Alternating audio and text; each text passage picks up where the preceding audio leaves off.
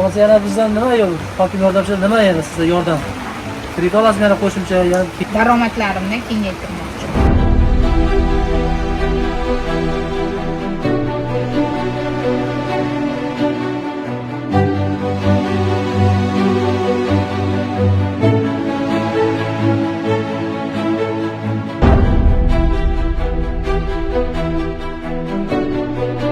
Men G'aybullaeva Umida, Saxnobod tuman Gulbuloq mahallasida istiqomat qilaman.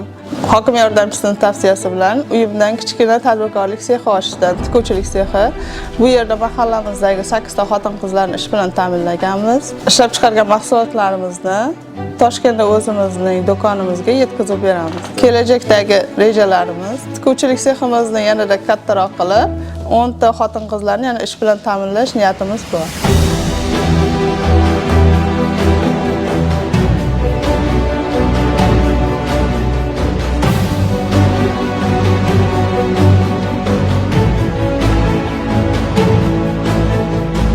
Meni Gulbuloq mahallamda jami aholi soni 6376 ta, 1304 ta xonadondan iborat. Gulbuloq mahallamizning asosiy drayveri qishloq xo'jaligi hamda chorvachilikka ixtisoslashtirilgan. 2024-yil hisobiga jami 5 milliard 410 million so'm 226 ta fuqaroga kredit ajratib berildi.